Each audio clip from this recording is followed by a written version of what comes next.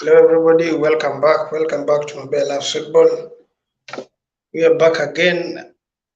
We will be talking about Champions League, one of the best, one of the prestigious competition in Europe, one competition that each and everyone waits for. So you're back. We'll be talking to our panelists here. We'll be having Kenan and some other guys. We'll be talking about Champions League football. Yeah, welcome, man. Welcome, Kenan. Thanks. Niaje. Niko fresh mazee. How did you find the draw?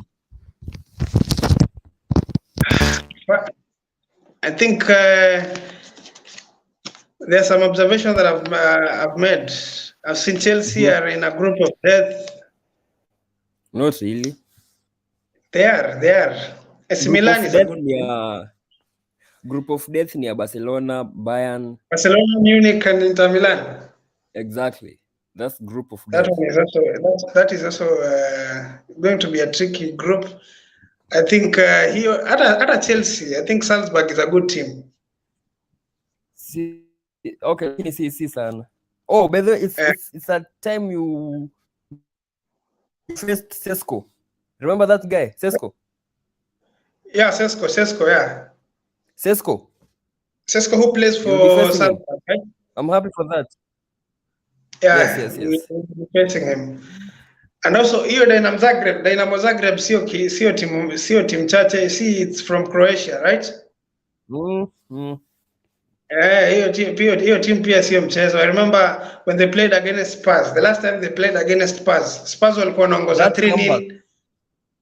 Yeah, that comeback. So that comeback was scary.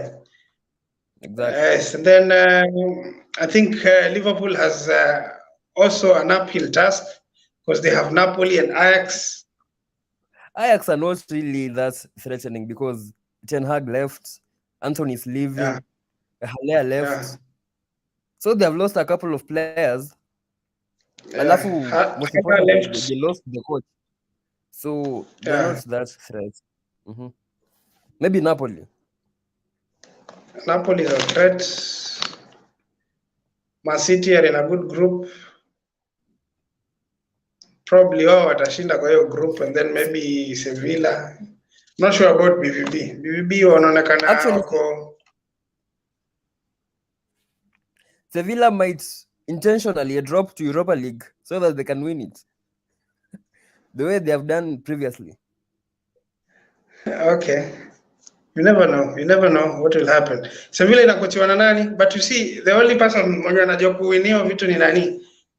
Ni Good Evening. But unaona kama Real Madrid, any coach can win Champions League with Real Madrid. Yeah. So Sevilla pia iko hivyo. Sasa wanakochiwa na Julian Lopetegui. Lopetegui. Alikuwa Real, I think, for Real. Few days. Yeah, so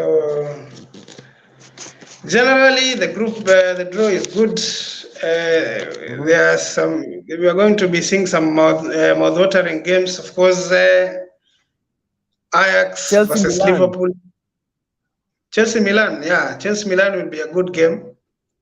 You'll be welcoming Giroud and Tomori to Stamford Bridge. Tomori. Probably Chalobah will also head to that team by the end of the season, by the end of this transfers window. Maybe probably hata pia anaweza enda huko, we never know. Spurs nadhani wako pia in a good group. Spurs ndio wamepata easy group. Lakini you see some of these teams bana wanaweza kuwa wabaya. Look at Marseille are really doing good signings. Because I think wako na pesa, Marseille wako poa, wana build up. Sporting Lisbon wezi wa write off. Probably Cristiano ataenda huko, we never know. Yeah. I've just seen the news. So, yeah. Then Frankfurt, you can't write them off because they won. Walishinda nini? Walishinda Europa League. So I think hata wao pia actually I watched the UEFA Super Cup. Frankfurt versus Madrid. They Yeah, gave Real yeah, Madrid a good game. Na hapo yeah, they did. they They had did. lost their key players. Walikuwa wameuza Kostic Yeah, kwenda Juve na player yeah. mwingine hapo. So they are good side. And in fact, they missed a lot of chances. I remember kuna mse alitoka na keeper 1-on-1 twice. Kamada, first half. Yeah, I think Kamada, yeah, akatupa those chances. They're But a also good give the side. credit to, yeah, they're a good side. They play More well, they football. build up from the back. They're a good side. So now let's talk about the group then in depth. Let's talk, of course, we'll try to concentrate on the big teams. Some of the groups, zenye ziko na teams that has been a massive following. We won't talk about them. So let's talk about Liverpool. Liverpool are in Group A. They'll be facing Ajax. Massive. Liverpool. Yes. Liverpool are in Group A, massive. Yeah, Group A. They'll be facing Ajax, Liverpool, Napoli, and Rangers. What do you expect from someone? What do you expect from, let's say, Napoli? Because Liverpool, we definitely know this is where they thrive. Actually, Napoli do play an attractive style of football, attacking wise. Yeah. Remember that guy called, I think Sampaoli is their coach, if I'm not wrong. Sampaoli, I'm not sure. I'm not sure about their coach. Sampaoli used to coach Argentina, right? Both Argentina and Sevilla at the same time. Okay. Then he went to Marseille, then he came to Napoli. You saw how last season they dominated Serie A. Alafu wakapata injuries hapo katikati. Then ndio fall off. But they're a good side. They play attacking football. I'm rooting for them to actually beat Liverpool at Maradona Stadium. Liverpool is shinda umanda away. You see, when Sarri was there, no, when who was there? I remember they had a coach when they faced Liverpool. Where Nani alikuwa huko, I think Nani alikuwa huko. Ancelotti used to coach Napoli, right? Yeah. Na Liverpool, I think they faced Napoli na hawakuwa shinda any of those games, especially at home. Yeah, so actually, Liverpool was. I think Insigne scored in that game, if I'm not wrong. Yeah. So I'm expecting Napoli to challenge Liverpool. So my prediction will be Liverpool will finish first, then Napoli second. Ajax, they are not there. They lost Akiman, that's the coach, and the assistant. Yeah. They even lost the director of football to begin with. Then they have lost players like Gravenbach. They are soon losing Anthony, who was coming to United. Then they lost Sebastian Haller. Then they lost some Tagliafico, who went to Marseille, by the way. I think he went to Marseille, right? Yeah, Marseille or Lyon, somewhere there. Yeah, so they have a new coach. Yeah. And I've watched them play versus PSV. They lost, I think, 5-3. Oh, they lost not their first game, but the Community Shield of Netherlands. Okay. They came up against PSV, coached by Ruud van Nistelrooy. Yes. Then they lost 5-3. Okay. In as much as they have signed some players, PSG, Ajax signed those players that we don't know. They're not like other European top sides that sign big name players. So in as much as they have signed players, I don't think the players have integrated to the system that the new coach wants them to play. So they'll find it hard facing Liverpool and Napoli because of their attacking flair. I think they've signed Bergwijn, right? They've signed Bergwijn from Spurs. Yeah. That is a massive signing, I think, for them. So for me, I think I'll give Liverpool to top. I'll give Liverpool a chance to be at the top of that group. Top of the group. Then Napoli to finish second. Going by the fact that Ajax have lost some of their important players, I'll give Rangers a chance to finish third, and maybe Ajax last. Ajax to finish fourth. That's a bold prediction. Yeah, that's what I think about that group. let's see what will happen. Of course, we'll keep those predictions as we go. Ndio tuone nani atakuwa nail it correctly. So Group B, I think the only team we can talk about is Atletico Madrid. Let's talk about that group still, because we have Atletico Madrid in that group. You have Porto, Atletico Madrid, Leverkusen, and the Club Brugge. What do you expect from Atletico this time? Actually, let's start with Club Brugge. Yeah. I think if not last season or a season but one, yeah, they shocked many when they were in the same group with PSG and Leipzig. Yeah, sure. They were in the same group they with actually PSG. Won those games, so it will be hard to write them off right now. Yeah. Atletico obviously is a European powerhouse, and yeah, I don't see a team there that can actually beat them, because the way they play pragmatic football, it's hard to score even more than 2 goals versus Atletico.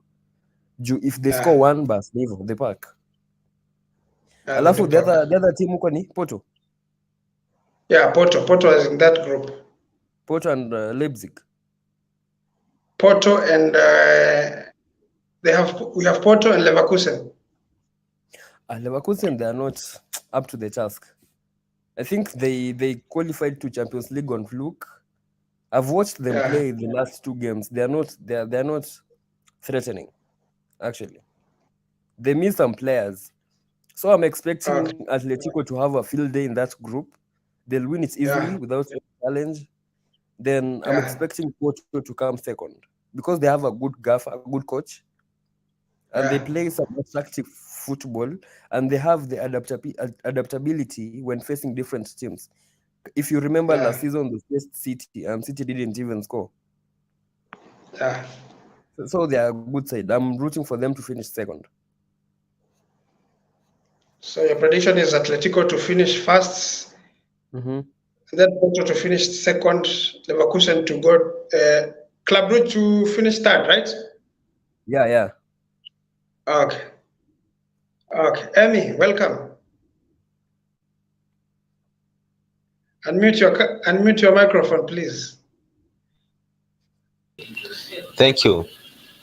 Okay, welcome. Tuambie, what do you think about Liverpool, that group A? We have Ajax, Liverpool, Napoli, and Rangers. Who's going to carry the day in that group?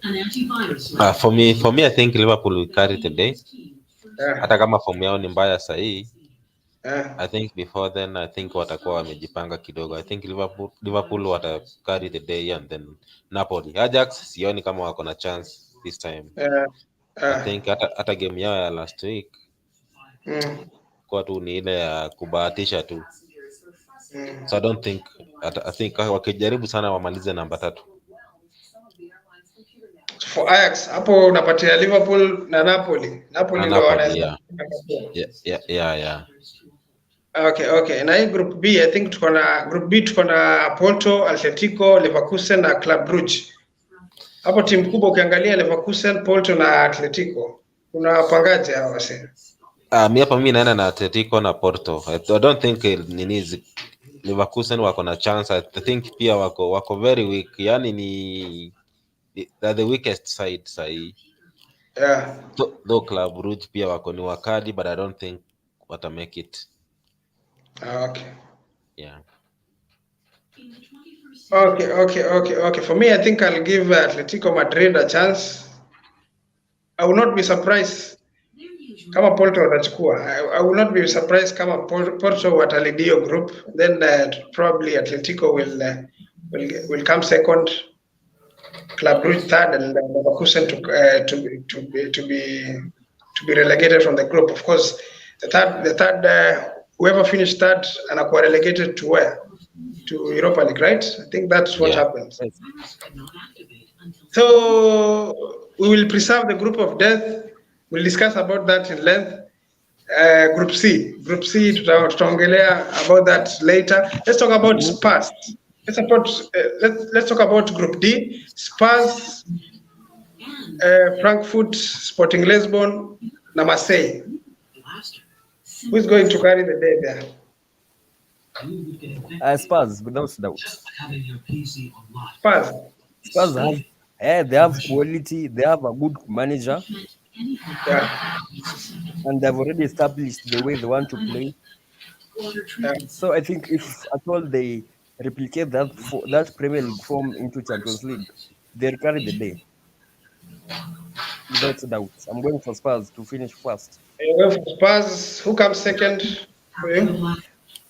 Sasa hapo ndio kuna kizungumkuti. Juu those teams hizo zingine tatu ni kazi ziko equal. Ziko equal, eh? Okay. So I'm going for kuna Frankfurt, Marseille, and kuna Frankfurt, kuna Marseille, na kuna Sporting Lisbon.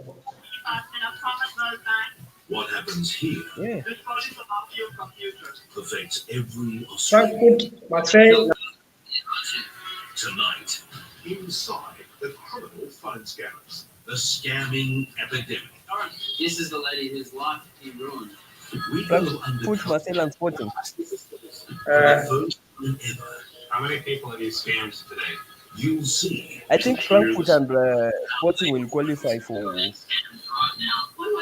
Sijui in what order, lakini mmoja wao ataqualify, mwingine ataenda Europa League.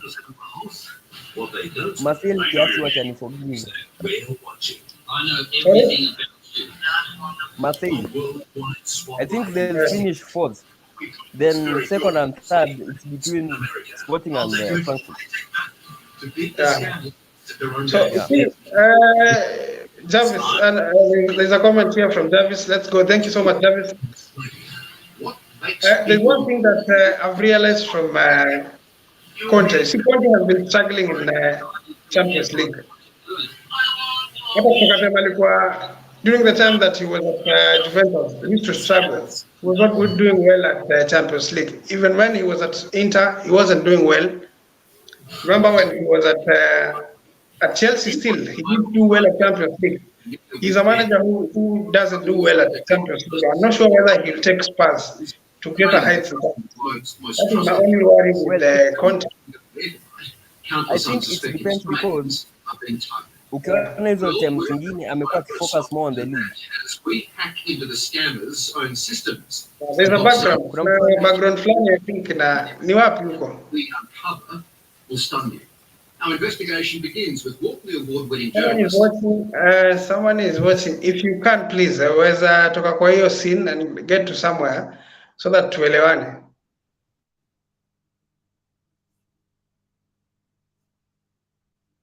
Kwa sawa? Kwa sawa. Yeah, so nasema Conte amekuwa akiprioritize nini? Leagues sana sana. Juu hapo ndio naonanga kuna chance ya kushinda. So I think this time ataona Premier League kiasi imemlemea, focus more on Champions League. Yeah. Just side Spurs favorites of the league. You never know. Things happen, man. You never know. Spurs wanaweza chukua. Wajua, see the thing with the league is that watapata, unaona kama you saw Spurs, you saw Newcastle walifanya City wa lose points. Remember they lost 3 points. So such teams we have now, we have new teams who are coming up who are very strong, and such teams do make easy teams as corner qualities and lose points. So if a team like Spurs take advantage of that, they can still run away with the league. So you never know whether if at some point they find themselves on top, they might decide to run away with the league. You never know. So tell us what you think.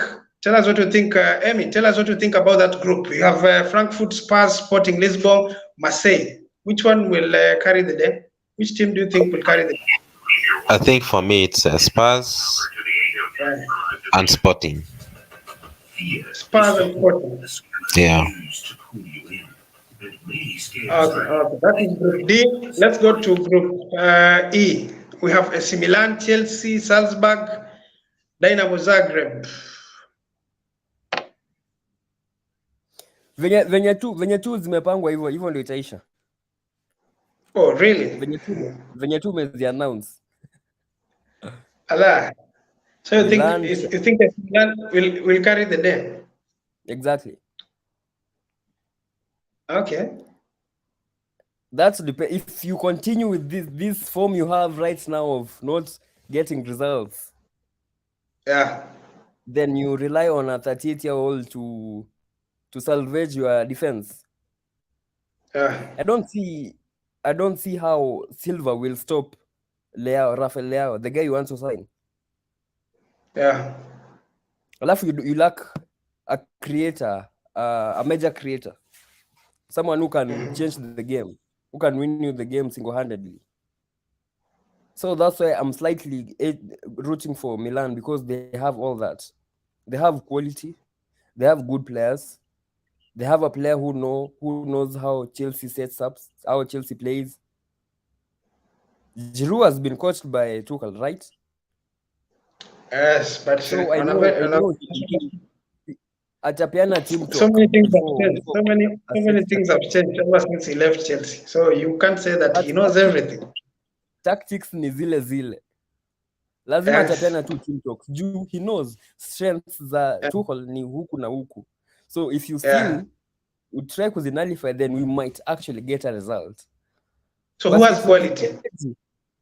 It will be edgy between Chelsea and Milan, but I'm going for Milan to finish first, Chelsea second, Leipzig, Salzburg third, then Dinamo Zagreb wangoje next season. See, in Champions League, it also depends on the quality between the two Chelsea and Milan. Who has quality over the other? I think in different areas, it depends. Like Milan has quality in attack and midfield. Milan has quality in attack and defense. Okay. And the goalkeeping. Yeah. Then Chelsea has quality in midfield. So like you can't say that each team they're gonna quality over the other. Maybe kwa coach, Chelsea has a slightly better coach than Milan. Jusai Milan tukiangalia striker wao sasa ni like from 3 yao. Sasa ni Rebic, Leao na Giroud. To some extent, Zlatan also can also be instrumental to them. Yeah, alafu midfield yao ni Tonali, who's a serious CDM. Then Benacer and some other guy. So I think they have quality. They have good players to challenge Chelsea for the top spot in the group. So I'm giving it to them. So giving it to them. Something happened last season when they faced Man United. I thought they will do well. They were on form in the league. In fact, they went on and won the league, but when they came to Champions League, they didn't win any of the games against United. So I'm not sure about AC Milan. What do you think about Chelsea, AC Milan, and Salzburg and Dinamo Zagreb? Emi, tell us what you think about it. Yeah, for me, I think Chelsea will top that group. Then Milan will follow. Then Salzburg. Na wengine watamaliza huko chini. But again ni ile issue ya quality na kismat. Pia najua hizi timu kubwa kifika Champions, pia timu kubwa ina mataka sana. Yeah, sure. As matters kuna kila kitu. Most of the time the big team kubwa they carry today. Hata unaweza kumbuka Manchester, hata tukiwa Kiwete tukikutana na timu ndogo we do better. Yeah. So I think in that scenario mtafanya vizuri. Yeah. Okay, as I was saying, I don't know whether you heard that, Kenan. I said, you see, last season, you guys met AC Milan, right? You were in the same group. Not last season. Was it last season? It was Europa League, the season before last season. Oh, it was in Europa League. Liverpool ndio walimit AC Milan last season. Exactly. Yeah, sure. They met Milan, which were on top. I mean, at that time they were on form. I mean, they even went on and won the Scudetto, but they did not show it in Champions League. Some of these teams in Italy, even Milan, Inter Milan also, they always have a very good form in their league, but when it comes to Champions League, they don't show that form. So I'm not sure about Milan. I'm not sure which kind of Milan that will turn up against Chelsea, or the side of Milan that will turn up this season against some of the team in that group. For me, I'll give Chelsea a chance to finish at the top. And also, I'll make a bold prediction here. I think Salzburg will be a challenge to this team, to these two teams. Salzburg will be a challenge. I can also not rule. I can't rule out Dynamo Zagreb. This team, especially at home, when you face them at home, it's not easy to beat them at home. So for me, I think Chelsea will be leading this group. I'm not sure about that. I think Milan will face a challenge there. They'll face a challenge against, especially Salzburg and Zagreb. They will see what will happen. But for me, I think Chelsea will carry the day. So let's talk about Group F. And I think Group F is, it has the Champions League holders. We have Madrid, RB Leipzig, Shakhtar Donetsk, and Celtic. Outright, the easiest group. You think, yeah, for Madrid, right? Madrid will get 18 out of 18 points. You never know. Last season they didn't start well in their group. Now they had a debutant for their group, and they lost to that team. I think last season what happened?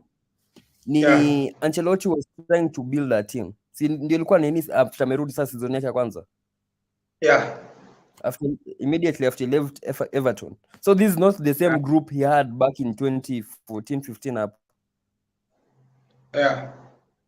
So he was trying to teach them how to play his philosophy. So I guess that's why they struggled in the early season. But they already know which style to set up, how to play, how to approach games. So see Real Madrid last season. No. Alafu they have made a couple of good signings. Even though they have lost one key player, they have made a couple of good signings. So I'm expecting them to beat teams thoroughly.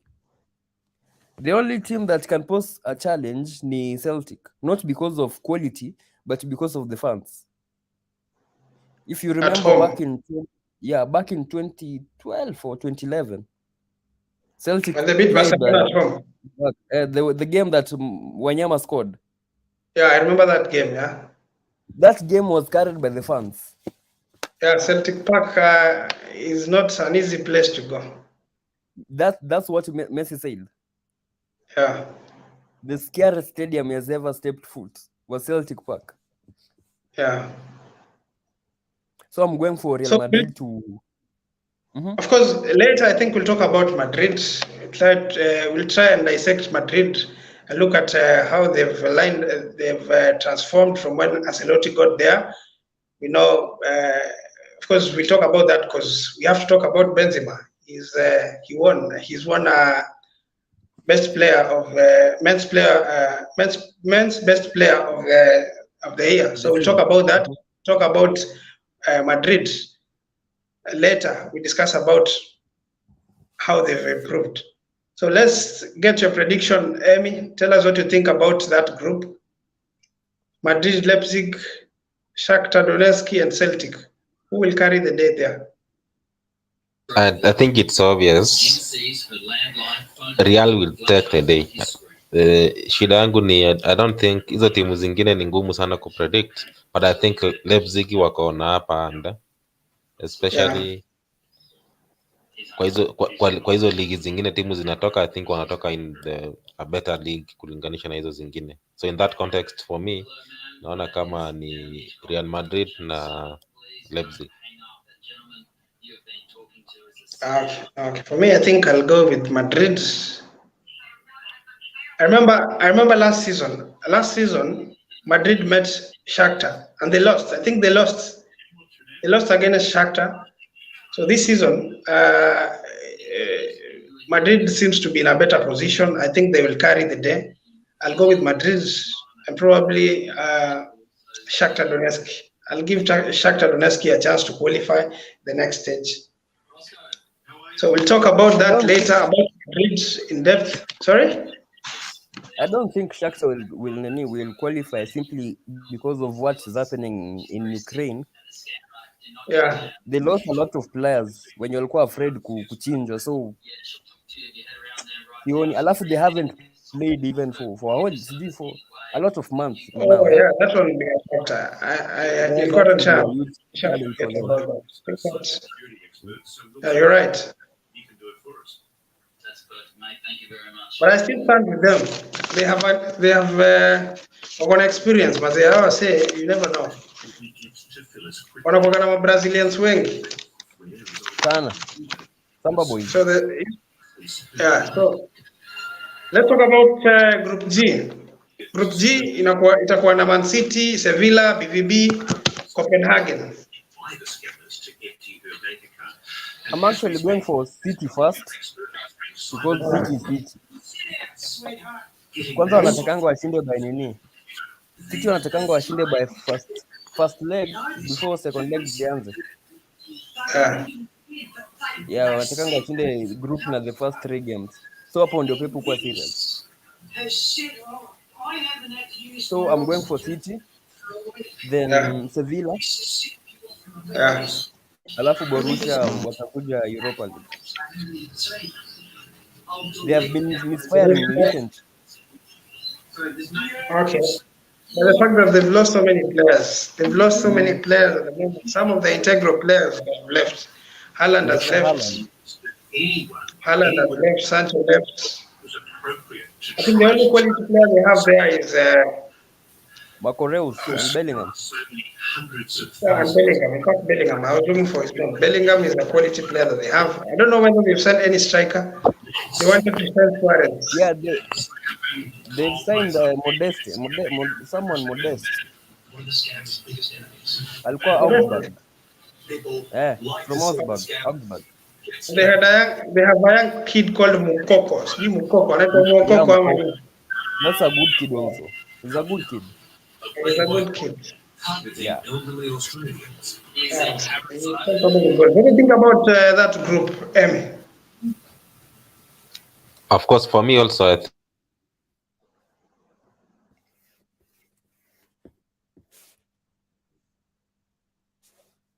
there's a problem with your voice. Kuna shida na sauti. It has failed. Sorry for that.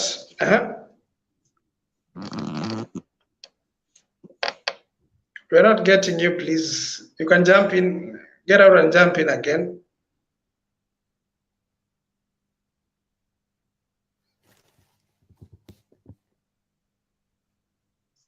So for me, I think Man City will carry the day. Sevilla, I'm not sure about them. I think I'll go Man City. Sevilla. I think Sevilla will come second. BVB will be relegated to Europa League. I think that will be their position. They'll finish third. If they continue the same form they have in the league, I'll not be shocked if they finish fourth.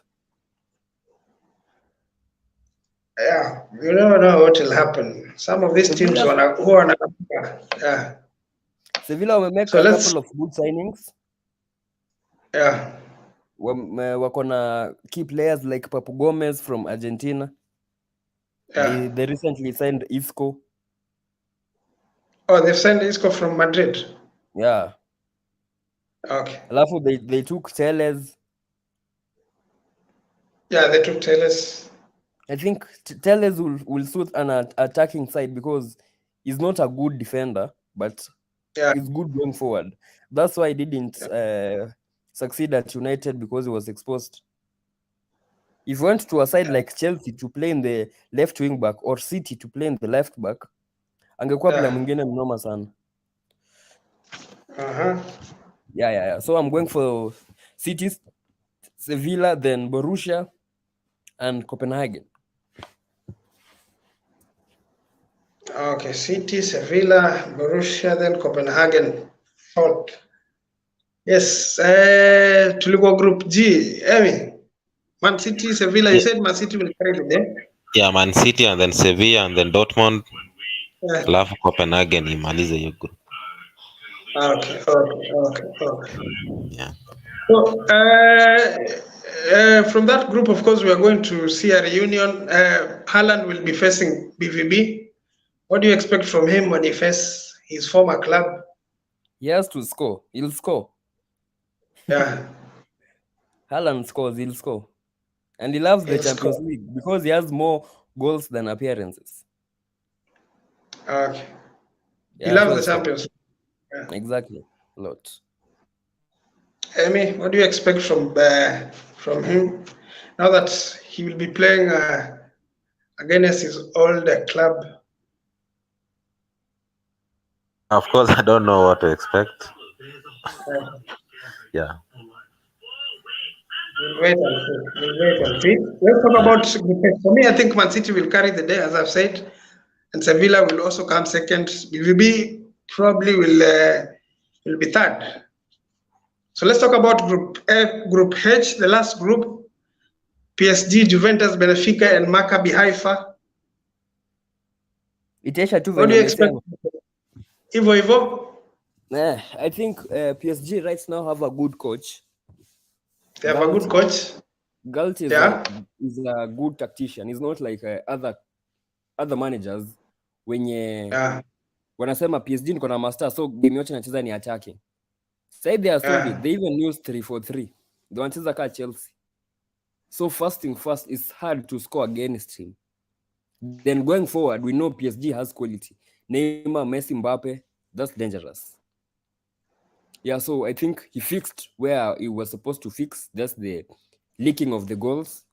So they are solid. Yeah, so I'm going for PSG. Then Juventus, Benfica, alafu iyo Victoria Pleasant or whatever the name. Maccabi Haifa. So see, the problem is PSG. The problem is PSG is that these players are not together. I mean, probably waendelee kukosana the way they've been doing lately. Some of these, unajua Champions League is a different competition, man. If you're not together, it comes with a lot of pressure. Yeah, it comes with a lot of pressure. Then, of course, Juve has been been doing well in Champions League, especially when they had Allegri. Remember, they got to two finals, I think.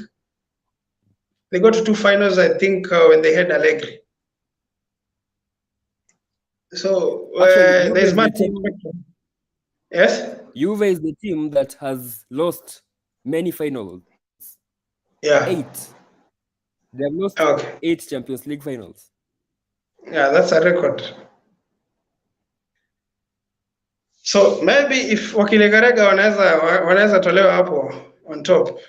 Juve has good players now. I think they've signed good players. They have Zakaria, the midfield. Vlahovic. They have Pogba. Vlahovic. They have Di Maria. They signed Kostic. Yeah. So they have quality in their team, and I think the togetherness in our idea. Probably, if PSG wakikakaa kimandazi wanaweza tolewa hapo juu. Benfica, I'm not sure about them. Benfica, they actually lost. They lost a key player. Yeah. They lost a good player, Nunes. Okay. Yeah, alafu I don't think they have replaced him. But they have good players, the likes of Rafa, Van Togen. He brought the experience. Otamendi is there. Alafu the nature talents, because if you look at most of the players that have been sold in Europe, majority of them came from Benfica. Di Maria, David Luiz, Ederson, you can name them. So I think they have the players to get them to a certain point, but I think quality and a big team, the way Amy said it, will win the day. So I'm going for PSG and Juve. Benfica will be good off at Europa League. See, last time they were giant killers. They gave Liverpool a run for their money. They got to the semis, right? Quarters. They got to the quarters. Was it quarters or semis? Quarters. Semis Liverpool ilitoa Villarreal. Oh yeah, sure. So they got to the quarters. Na walikuwa wametoa nani? Benfica walikuwa wametoa timu kubwa, I think. Ajax. Wametoa Bayern. They beat Bayern. They beat Barcelona home and away. In group stages, they beat Barcelona. No, I'm talking about the knockout stages. I think they beat a big team. Kwa group stage ndio walipiga Barcelona wakaituma Europa League. The knockout stages they faced Ajax wakaitoa. Yeah. Yes. Alafu ndio wakaface Liverpool ikawatoa round quarter finals. They played Bayern and Barcelona in group stages. Okay.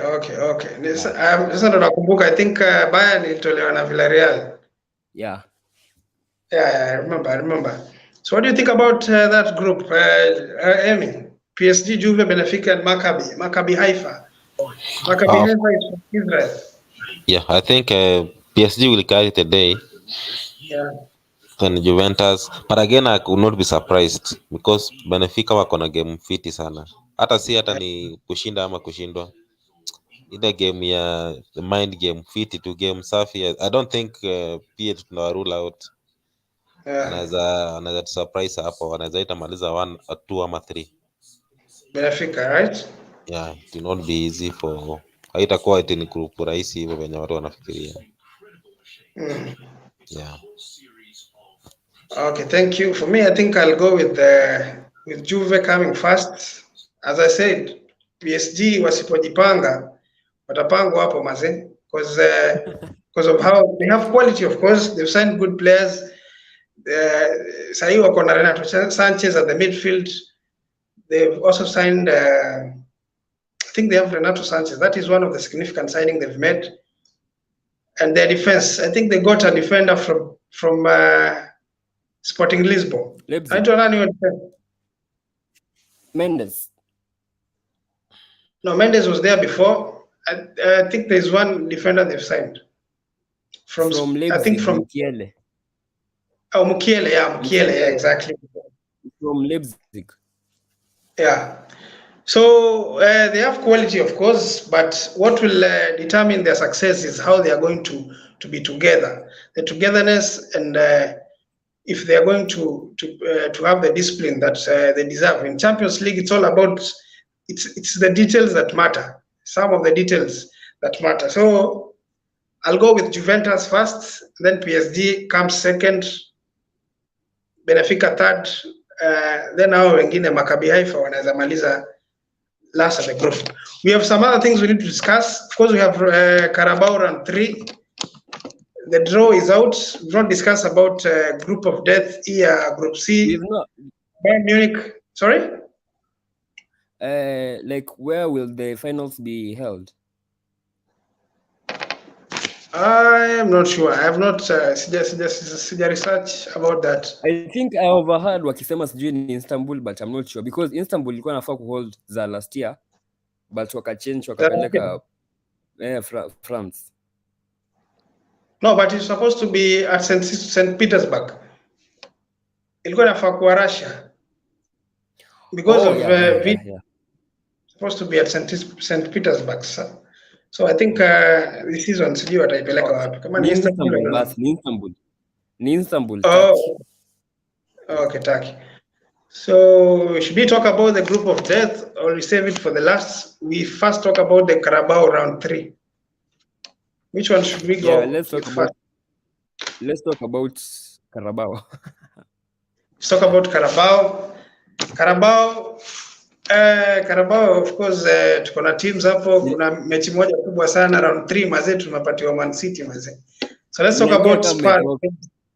Yes? Mnaingia kama mmetoka. Mazee, sasa tuko form ndo wanatupatia timu kubwa. It's going to be hard for us. By the time hizo nini zinachezwa lini? November? Ama alizachezwa games za Carabao? Za Carabao, I think after round 4, I think tukitoka kuna international zinafaa kuchezwa hata kweli. I don't think there's kutakuwa ni international sai na kuna World Cup in the next months. Okay. I'm not sure when they are going to be played. The first round, the third round. I'm not sure when they are going to be played, but as we are at the moment, kabla ya window ijafungwa, we are not hatuko form kabisa, we are not good.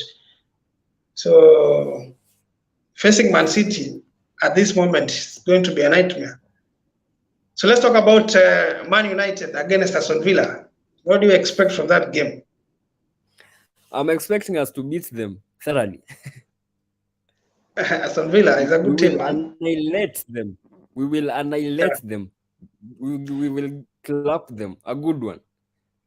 A good one. These are the teams such teams that you don't get results again from them. Remember, but you faced Brentford. You have seen the way Villa have been performing. Yes. They are so disjointed. Like they signed a big money defender, Diego Carlos, from Sevilla. Then akakuwa injured 6 months. So hawana defense. It's like Gerrard has run out of his depth. They are disjointed. Hawajui wanafanya nini. Time wako kwa field, they are all over the place. They can't even make 3 successful passes. So they have a lot of problems. And if we face them in this form, having in mind that it's Carabao, they won't feel the first team when they wateka team B ama like kutakuwa na changes kiasi. So natuko Old Trafford. So tutawafinya vibaya sana. Tutawafinya. A good one. Tutawafinya vibaya sana. Okay. Nitakumbuka hiyo word yako mkifinywa. I'll tell you how you said mtawafinya. Yes, it's going to be opposite of that. Remember actually, my game of the third round si hata Chelsea versus City. Ni Arsenal versus Brighton. Oh, Arsenal versus Brighton. In the last 3 years ama 4 years, Arsenal ijepiga Brighton. Oh, really? Yeah, they've never won against Brighton. Alafu Brighton is a good side. They have a good coach. Nashindwa mbona a top club haijamwendea. Huyu coach hata malizia Brighton, I swear. You see, let me tell you one thing, What happens? These coaches they are good in such level. You remember Moyes? He was very good at Everton. Alipokuja United, what happened? It was a disaster. You remember Nunes? Alikuwa anaitwa Nunes. Huyu msemo mwenye alikuwa Wolves. He was very good at Wolves. When he went to Spurs, he didn't deliver. And then, of course, someone like in such coaches, they do well at such kind of clubs, but wakipatiwa timu kubwa, they don't perform. So you cannot be surprised. Unaweza shangaa ukipatia mtu kama huyo timu kama Manchester ama upatie mtu kama huyo timu kama Arsenal ashindwe kuimanage. True. But he's a good manager. The way he sets up his teams, back, tactically is acute. Tactically ako kwa level moja na akina Pep, akina Tuchel, akina Klopp. He's a good tactician. Alafu the way anatumia players wenye ako nao. Like when you look at Brighton, you can't say that other than Leandro Trossard, what you say much these players are world class, but they are good players because the way anawatumia. The way he's done Welbeck to be a dangerous striker, it's surprising. Like exactly. Yeah. Alafu Gross. Asipofunga na kila game. Yeah, so it's a good side. It will be a good game actually. That will be a good game. What do you expect from that game? Do you think Arsenal will edge it? See, Arsenal have also improved. Like kuna point moja mna miss. Let me take you back to last season, yeah? Arsenal walitoka Carabao third round. Wakatoka FA fourth round. They had no European football. So walikuwa wanacheza nini moja. Like Arsenal last season ndio walicheza less games. They had even 8-day rest. So this season they have Europa League, they have FA, they have Carabao. Alafu first 11 yao ni strong. Hiyo nao tunawapea. but sidhani kama kuna enough depth kwanza sana midfield. I don't see a guy who can replace Thomas Partey ama Granit Xhaka. Then up front, I don't see a guy who can replace Gabriel Jesus. So if at all they reshuffle the team, Brighton of course watakuja na first 11 yao. So wakishuffle team kiasi, itakuwa disaster kwao. It will be a good game to watch. Ndio maana nimesema like hiyo ni hard to predict. Yeah, it will be a good game to watch. Wow. Tell us what you think about that, Amy. Arsenal versus Brighton. Yeah, Brighton is a very good side. I think kuna game yao niliwatch this season, nimeona wako na game fiti sana. I think pia hiyo game yenye amesema, hiyo game wachana ile mambo na kupack, hiyo progressive football, yani ni game yenye nipige nikupige. That's what we shall see. But hiyo mimi najua Brighton will win. Kama umewatch your game, there's no way Arsenal wanaweza kunini. They can be able to handle Brighton. Facts. Okay. You see, Arsenal is also an improved team. As this season they have improved. You see, najua kuna issue hapa mleta. Arsenal si eti wako improved.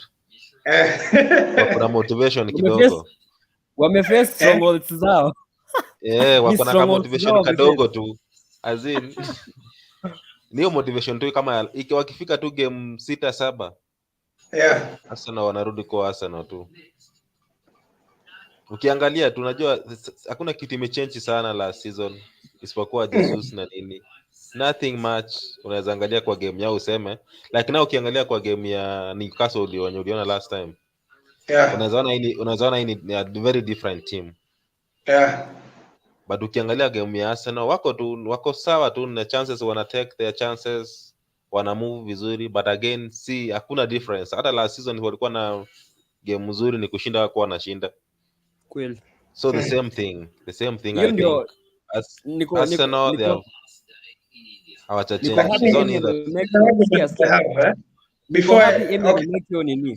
Emi amemake observation. Last season Arsenal walikuwa venye wako saa hii. Difference ni last season walikuwa na Lacazette, alikuwa na check chances. Alafu Martinelli alikuwa ameumia. Niko na point moja about Arsenal. Unajua Arsenal, you have to see whether they have improved. You look at their department.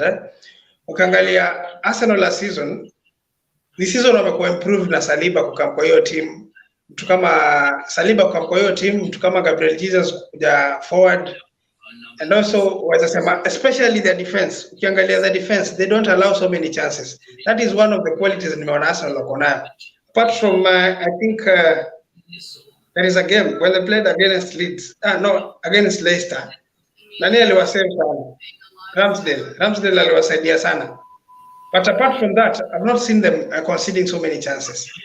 I think team kama Arsenal is a big team. You know, Arsenal is a big team. And with the fan base that they have, when they win games, hapo ndo kuna shida. When they start winning games, the confidence kicks in. And when the confidence kicks in, team huwa inaweza produce result hata kama ni reserve team, because the same tactics are transmitted to the teams players that are on the bench.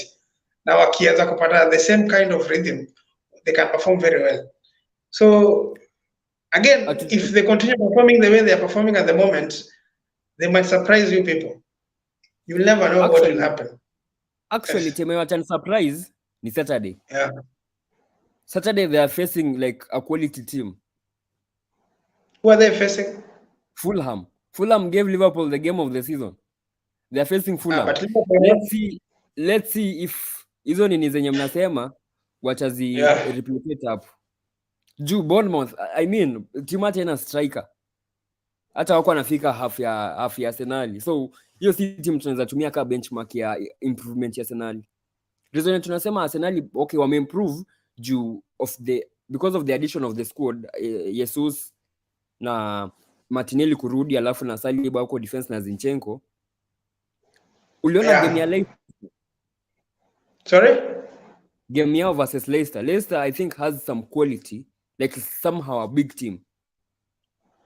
Leicester, you see what I learned from that game, I think Nile believe in Arsenal walikuwa nayo, because remember they conceded twice and at some point ilikuwa 3-2. They went on and added another goal, waka 4-0. I think 4-2. Kama haingekuwa mistake ya keeper, like one literally ali gift Jack hiyo bao. So kama haingekuwa hiyo mistake, tungeona game different. Hiyo game ingesha hata draw. Ama Leicester. Yeah, so ukiangalia mambo mingi za Arsenal zilikuwa mistakes za Leicester. Yeah, so Arsenal in as much as improve, bado sidhani wamefika level yenye mafansa wanafikiria. Na it's a good thing juu after Fulham wako na Villa alafu Man United. So si ndio tutawarudisha back to reality. Because now they'll be facing a top side. Nyinyi hata mkutana na wao wakiwa chini. You guys even if wako chini mkutane na wao, you guys don't perform well. Especially at home. Yes, especially at home. Last season tuliwapiga tukiwa na Carrick kama coach, Carrick. Yeah, but the first game, what happened in the first game? The first game, tuliwapiga. The second one, I think you lost. Ama you drew. You drew the first game. We won 3-2. Oh, you won 3-2? Yeah. Mulishinda? The second game, the first game we won 3-2. Ronaldo scored a brace, then Bruno scored. When Carrick was the coach. The second game, we were on the verge of winning. Because kama hangekuwa individual mistakes za Telles, tulikuwa tumewalemea game mzima juu we missed a penalty, team ya equalize 2-2. Then Ronaldo scored a couple of goals zikakuwa offside. Then but you know that game, right? Yeah, we lost 3-1. We lost 3-1, but it was harsh on us because they didn't deserve, against the run of play, they didn't deserve that victory. Okay, let's talk about another big game that is going to be probably Derby Liverpool. That is going to be an outright win for Liverpool. I think Chelsea. Can I be allowed to make a bold statement about Chelsea? Yeah, Chelsea watatoa City. Chelsea watatoa City. Chelsea will be away, manze. Watakuwa away. Chelsea will be going to. Yeah, I know, but if you approach the game pragmatically with 3-4-3, City will never have a chance. City won't stand a chance. I'm going for Chelsea. You'll tell me. Okay, we'll wait and see. Then, unasemaje kuhusu hiyo game Man City Chelsea? Third round Carabao. Yeah, hata mimi I feel niko nao ka feeling ka Chelsea because ni season gani ile walikuwa chini but wakatoa performance nyingine fiti na against City. Yeah. So I think mko na chance, Okay. This season yenyewe kusema kweli I've not seen the City that apart from sijaangalia game nyingi za City, niliangalia their first game against walikuwa wanacheza nani the first game? West Ham. Yeah, their first game against West Ham. At some point niliona West Ham ikiwalemea and then niliangalia game yao na Newcastle.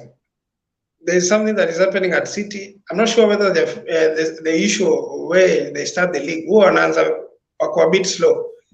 But kutana nao kama washaanza kupick momentum, I'm very sure they're going to shake us. But for now, the same as Arsenal, vile wako na momentum ya juu, wakikutana na Brighton, be very sure they're going to kill Brighton. Okay, we'll see.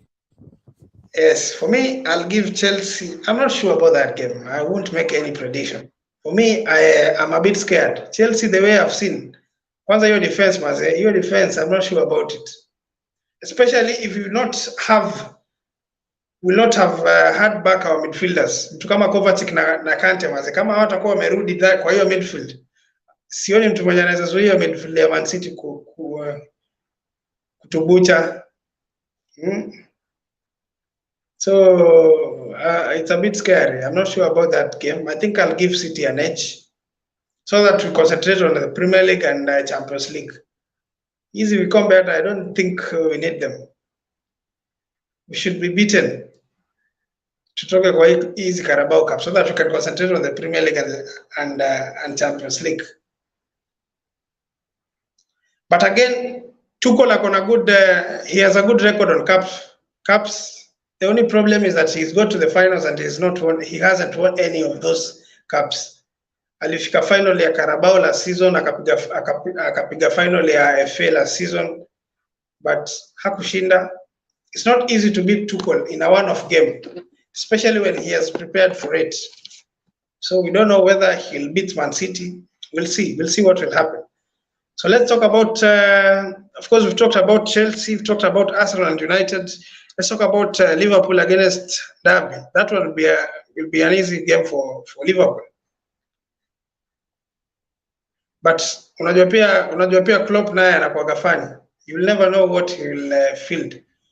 Sometimes huwa anaachana na hizi cups. A focus kwa league. A focus kwa league, yeah. Talking of Klopp, I saw a funny fact, yeah? When he was at Mainz, the 7th season, did you see something like that? Akakuwa relegated. Well, really? At Mainz, yeah.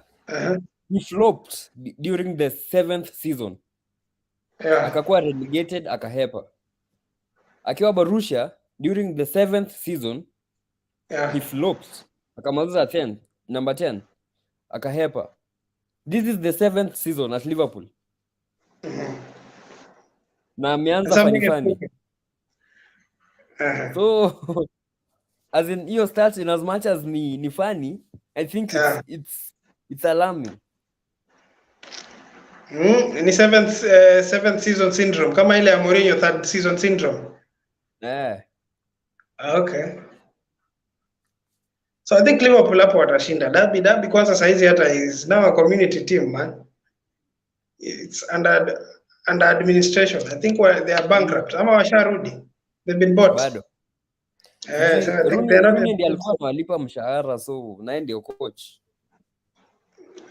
Rooney alienda kwenda DC United, si ndio? And he lost 6-0 juzi. Players who wanadhani kuwa manager ni rahisi. It's not easy, man. Some of these coach you have to respect them. So, West Ham, Spurs, Nottingham Forest, that is also a very good game. Unaonaje kuhusu Spurs Nottingham? Nottingham, they have made 17 signings. Yeah, they've made 17 signings, man. Wanatoa wapi pesa? Are they that rich? Ndio nashindwa. I'm actually going for Spurs though. I think Spurs has the quality. See, this week they are playing Nottingham Forest. This week? Yeah, Sunday. I'm not sure. Let me leave a bit. I'll come back kidogo. Okay.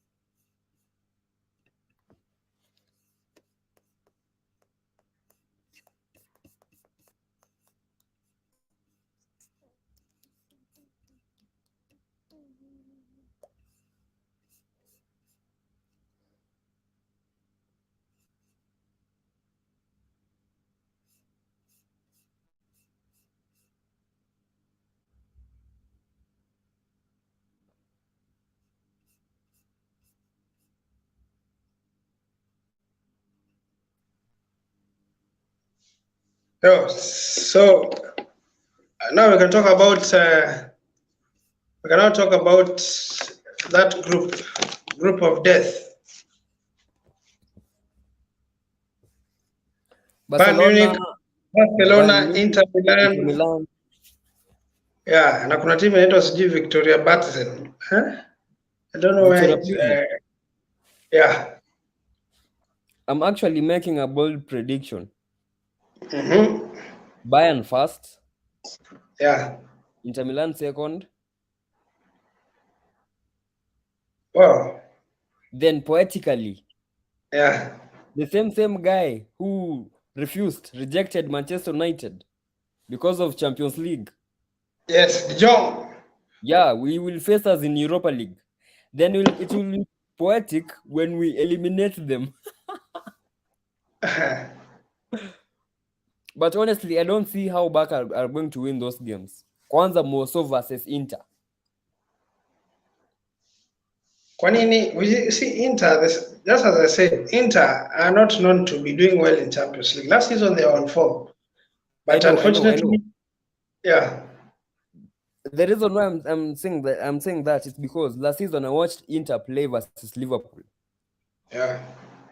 They lost the second leg. Liverpool won the first leg, but they struggled. You see, one thing with Inter is, they play a solid 3-5-2.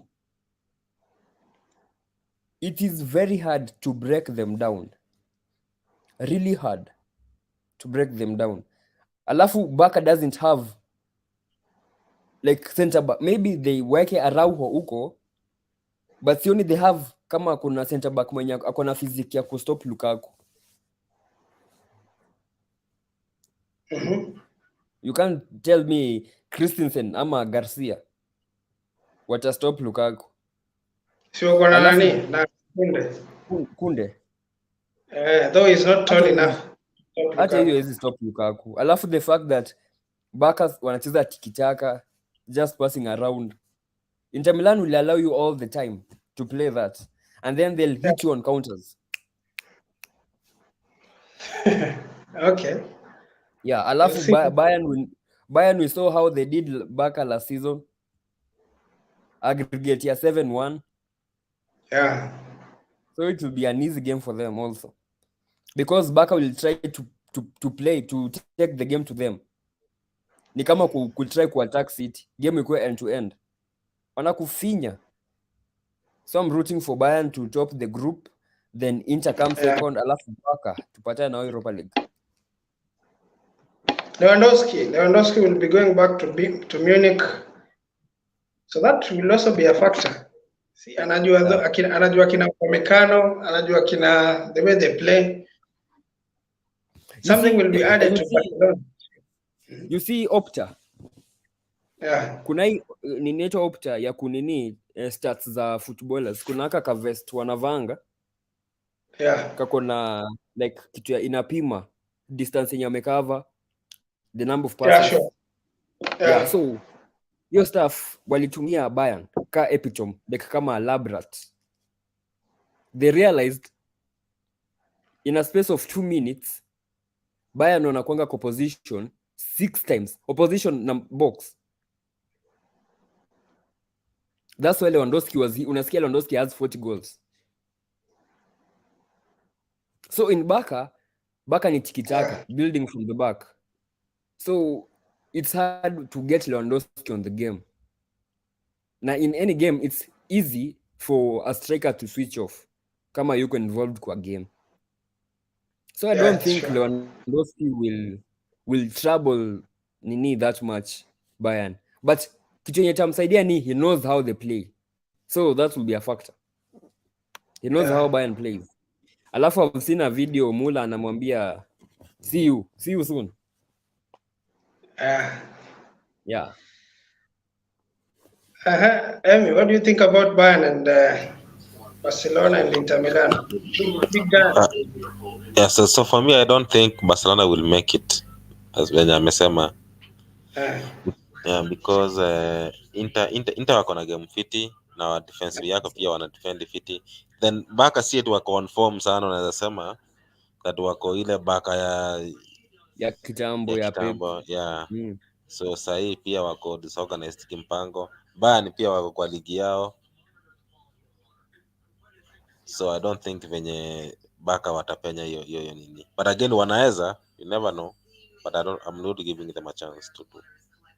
Unajua the way I see you talking guys, ni kama mko na kinyongo na Barcelona since Frank de Jong amekataa kuja Man United. Kwa nini it seems that you are talking the same language? Barcelona, have you seen them play, guys? Because yes, there's one thing I've realized about Barcelona. How I say huwa ikifika dakika kitu 70 minutes, they get so explosive. Na wanaanza kufunga mabao. Remember when they're playing against Real Sociedad. Hii game ilikuwa Real Sociedad. Yeah. Then wako na good players. Ukiangalia mtu kama Ansu Fati akikuja, aliingia kwa hiyo game, alikuwa na perform. Dembele is there. Yes, Dembele is there. Kessie is there. I think Barcelona msiunderrate sana. Usifikirie Barcelona wako vibaya sana. Mimi the only problem I have. Yeah. Continue. So, let me make my prediction and describe what I think about that group. For me, I think Bayern will carry the day in that group, and Barca will come second. They can even come first. The reason as to why I'm saying that is, unaona Barca wameleta players in the likes of Christensen, Kunde. If they register him, he'll be there. Ukiangalia niliangalia wakicheza juzi, the game that nilikuwa na share na wewe about the way they scored their goals. Ansu Fati alikuja, is a very integral part in that team. Mtu kama Pedri was there. Mtu kama Lewandowski scored twice, even though goals zake sio zile goals zenye unasema ziko a bit sexy, but unaona ule ni msemo mwenye at least anajua kujiposition. I remember the first goal. If you watch the first goal, he was running towards the alikuwa anangoja ball ile huko mwisho goal, yani kwa hii side ya goal, the far left. I think it was far left, and then he realized that ball haikuji hapo, akajiposition in a position yenye ball ilimpata na akafunga. So that movement, those kind of movements wamse akonazo poa sana. So my problem with Inter is that they don't perform well in Champions League. Remember when the last time they got, hata kuna time walienda mpaka Champions League final. No, Europa League final. Wakaenda wakapigwa 5 goals. Na Sevilla. Remember that? Walicheza na Sevilla wakapigwa 5 goals. So for me, I'm not sure about them. With Lukaku and Lautaro Martinez, I've always been wondering, kwa nini hao makocha wenye wanajua football wasiende Lautaro Martinez? Because kama angekuwa ni mzuri venye watu wanasemaga ni mzuri, that guy angekuwa ameshatoka Inter Milan. Kwa nini watu wamwende? Is he good? Yeah, he's a good player actually. Last season Barca wanted to sign him. Top teams were in for him, but kitu put off ni price. They feel like he's not worth the price. You can't be asking for 130 for Lautaro Martinez. Na ako 23. So akamwacha tu grow. Alafu pia yeye ni maybe akona kafia fulani that he won't perform in a different league, because different leagues demand different things. So maybe hiyo ndio maana atoki, but they have good players. A player like Barella, wako na Hakan, a good creator. Nashinda mbona Chelsea mwezi muendea. Then they have Correa, Jacob off the bench. Wako na good players wenye wanakaa kusumbua, but what helps them mostly ni the system. It's very hard to play through them. But are they good in scoring goals? Because I have seen them play even in friendlies. Sikuona kama they are doing well, because last time I think niliangalia game yao walikuwa wacheza na timu gani kule Italy. Juzi recently they only scored 1 goal. I think Lautaro Martinez alifunga only 1 goal. Apart from that, do they really create a lot of chances? Yeah, they do. Actually, they do create a lot of chances. Shida ni they don't take the chances. Yeah, they are a good side. They have a different coach, Inzaghi, mwenye akona experience na Champions League. Akiwa huko AC Milan, he won it with AC Milan, so he knows. He won it with alishinda Champions League na AC Milan. When was that? Akiwa player. Is he the same guy? I think huyo alikuwa anaitwa Filippo Inzaghi. Si the same guy? Filippo Inzaghi. Yeah, angalia. Huyu kwa anaitwa nani? Anaitwa Filippo Inzaghi huyu msee. Ndio. I think bila tofauti. Si Simeone Inzaghi. Okay, wako wawili. Kuna there's a guy anaitwa Filippo Inzaghi. Filippo Inzaghi his brother yake ni coach wa Lecce. Yeye ndiye alishinda nini? Yeah, because I remember him. Filippo Inzaghi was good, man. But Inzaghi is also a good coach, yeah? Yeah. He's a good coach. Tactically, he's a good coach. But tukiweza argue fiti, second place will be between Barca and Inter. Tumeagree what Bayern will take the day. Yeah, they will take the day, but I wouldn't be surprised kama Barca. You see, for me, Barca, I think they are an improved side. Kwa sababu, you remember when they faced Madrid? Waliface Madrid kwa ilikuwa ni friendlies kule America. Walipiga Barcelona, walipiga Real Madrid. Nikiangalia Barcelona, are not the same Barcelona that they faced. Wakati Bayern iliwapiga sijui ni 7-0 ama ni ngapi. This is going to be an improved Barcelona. So apart from the way they've been struggling na Lewandowski, the first game they didn't score. Second game I think niliona wakicheza. Even yesterday I think their second team niliona inacheza vizuri, but they were a bit leaking in goals. Walicheza na Man City jana, ndio? But squad yao ilikuwa imechange.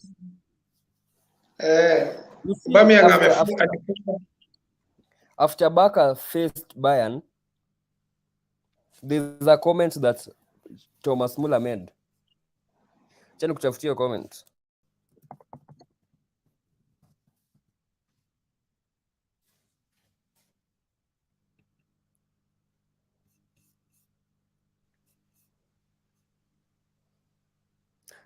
Muller alisema hivi, I think Barca cannot cope with the intensity. Technically, they have good players, but they can't cope with the intensity in top football. Na Champions League ni top football. Yes, are you there? Most of the players when wako sahi Champions League, like wako Barca, technically wako gifted, but intensity ndio itakuwa different kiasi. Yeah, so hiyo ndio mimi naona waki up intensity yao wanaweza pull a result, but wakicheza tu tikitaka juzi ndio tumekuwa tukiongea ati sijui some player anaweza perform in league akaenda kwa flop.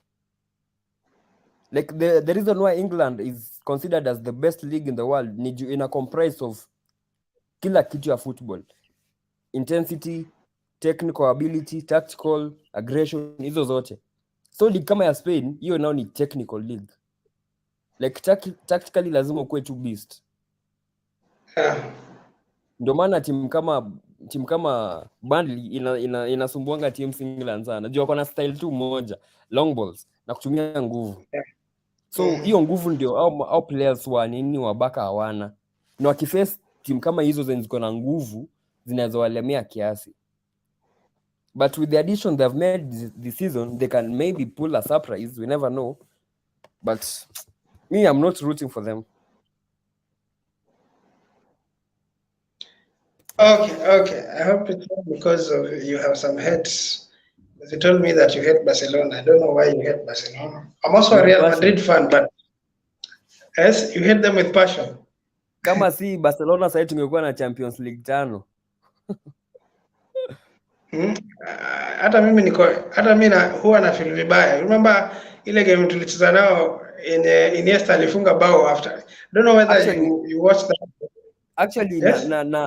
naambiwangwa ama nasomanga mahali hiyo game FIFA ilifix. Juu haikuwa nataka Man U na Chelsea zipatane back to back finals because to 8 we met you guys in the finals. Kulikuwa na chance to 9 tunawapata nyinyi. So FIFA iko inataka hiyo juu kitambo Spain ndio ilikuwa inajulikana kama the best league in the world. So FIFA wako wanataka hiyo game there was 2 handballs hata there's a time Abdalla aliadmit kwamba alishika ball maze. Hata ref mwenyewe alisema he made stupid decisions. Like they keep on 12 years later. I even remember his name, Overebo. Sio anajiitwa Overebo. Hata Drogba alinyima Mbappe selfie hiyo game. Unajua Mbappe alikuwa Chelsea. Yeah, Drogba alimnyima selfie some 10 years later. Only to give him a selfie 10 years later. That game was fixed. Yeah, that game was fixed. So Emmy,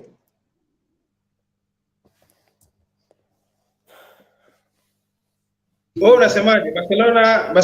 Barcelona watarudi na hiyo nguvu yao na corruption yao ya ku manipulate referees? Sidhani. I don't think wako na chance this time. Yeah. Sidhani kama wamerudi ubora wao ya kitambo. I don't think hata ni timu tu ya kawaida tu sahi. Ukicheza na Barcelona mkono tu na chance, the same chances. You have the same chance to win the game. Si kama ile. Najua before then hata kama tulikuwa tunafika final. Yeah. We already knew the results. Yeah. Tulikuwa tunaenda tu kujaribu tuone kama itakuwa because nakumbuka hata hiyo bao yenye tulifunga hiyo wakitufunga 3-1. Yeah. Kwa hiyo final I think hiyo bao ilikuwa tu ile ya bahati tu. Tulikuwa tunapita tukakutana na bola. But sahi sidhani kama wako na sidhani kama wako na hiyo ability sahi ya kuwa threats. Okay, thank you so much. Sasa we need to talk about Karim Benzema. Did he deserve that trophy? Definitely. Men's Player of the Year, Definitely. UEFA Men's Player of the Year. He had UEFA Men's Player of the Year. Yeah, he had a very good season individually and collectively.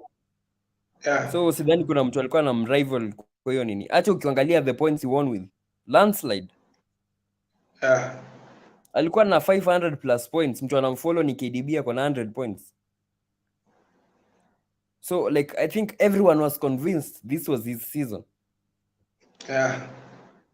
Na the fact that amekuwa akiappreciate watu wengine wenye wamekuwa akishinda kutoka kwa timu yake. Na amekuwa patient. Like so he deserved it. I'm happy for him. Sasa mimi ushindwa. Sasa Lewandowski has been trying kupata Ballon d'Or. Last season hakupata. Messi got it. This season hatapata because he will get it. Ndio maana amekuja Barcelona. You see, Bundesliga is one-way league.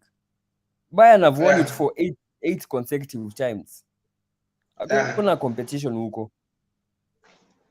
Hata sidhani like kwenye mshindi wa Ballon d'Or atatoka saa hii ni either England ama Spain for the next England never get a Ballon d'Or. Do you think they'll get one? England. Wapi? Who will, like from England? No, anaweza chukua KDB. As long as kina Mbappe are there. You see, this is also a commercial side of it. You see, in as much as akina Mbappe wako sijui akina nani, pia unafaa kuangalia competitiveness ya league. Hizo league zingine hazina competition, ni one way traffic. England has also been having a competition. Of course, nowadays City are becoming a dynasty. Kutoka kitambo England iko na competition. Like City wamekuwa dynasty. Unaona? And like sahi nikikuuliza tebu predict top 3 ya France. Top 3 ya France? Like ya French Ligue 1. Of course PSG watakuwa top 4. Top 4. PSG watakuwa that is it. Top 4 ya Germany. The others will never know who will come in because sometimes Monaco will come in, sometimes Marseille, sometimes Lille. Yes, you'll never know who will end up being there. So for Germany, Bayern will always be there. Borussia will always be there. Apart from those two teams, wengine huwezi jua nani atakuwa. Sa England, tunaongelea top 6. Na kwa hiyo top 6 hujui nani atakuwa nani. So kuna competition.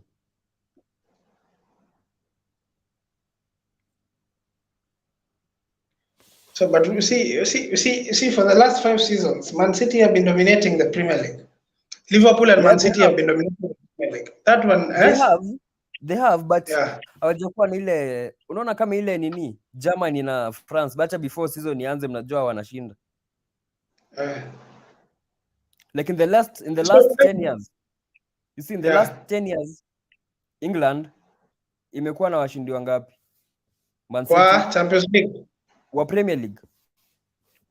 In the last 10 years, only 3. Is it 3 or 4? 4. Kutoka 2010. I think 4. Yeah, 4. 2010. Yeah, 4. Manu. Manchester United. Manchester Kutoka 2010, right? Yeah. Manu, Man City, Chelsea, Leicester, and Liverpool. I think 5. Exactly. Ukiangalia Germany ni ngapi? 2. Borussia na Bayern. Ukiangalia France, Monaco, PSG na Lille.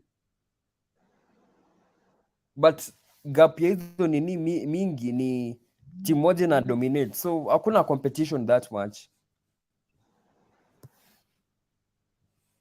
Hata Italy at some point walikuwa na only one team. I remember at some point ilikuwa ni Juve for 9 years. It was hard to break that monotony. So, you see, you made a bold statement. Unasema ati maybe Ballon d'Or inaweza toka England. Let's get Amy tells us. Wewe unafikiria Ballon d'Or inaweza toka England kweli?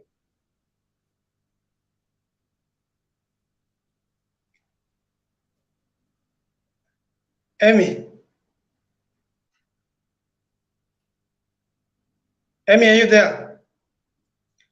Okay, seems there's a problem. Wewe umeniambia inaweza toka England. Unaona kama inaweza enda kwa nani England because we don't have such quality players. Nimekuambia KDB. KDB who always blows hot and cold. He's not consistent. Like sometimes he does well. But KDB is KDB. You see, on paper, Messi na Ronaldo walikuwa waache kutrend 2017. But because ni Messi na Ronaldo, bado hadi saa hii wanaongelewa juu ni Messi na Ronaldo. Yeah, so I think KDB has the ability. Unaona City ikikuwa na a good year, washinde Champions League, be rest assured KDB atashinda hiyo stuff. KDB atashinda hiyo stuff. Okay, let's wait and see. Amy. Yes. The last time the England walipata Ballon d'Or was when we had Ronaldo. Yeah. That was 2009. Do you think there's anyone who can bring it home now? At this generation? I don't see it. I don't think. Sidhani kama tuko na ukiangalia according to me naona bado this time inaweza enda Mbappe anaweza chukua because of something that you said which is very important. It inaitwa sales ama commercials. Social plays a very big role on who wins. Because hata ukiangalia you see kama when you look at branding, hata hiyo branding ya FIFA yenye tunachezaga most of the time this PlayStation. Ukiangalia it's been a minute today kuwa na player kutoka England ana brand cover ya EA Sports. We had Ronaldo, we had Messi, we have now Mbappe. I think FIFA 23 tuko na nani? Mbappe. Still Mbappe. Yeah, so with that, I'm not sure kama England watapata player. Like Mbappe pekee naweza make ashinde ni juu hiyo Ballon d'Or inakuwa awarded na L'Equipe. Ama inaitwa L'Equipe whatever. Na ni ya France.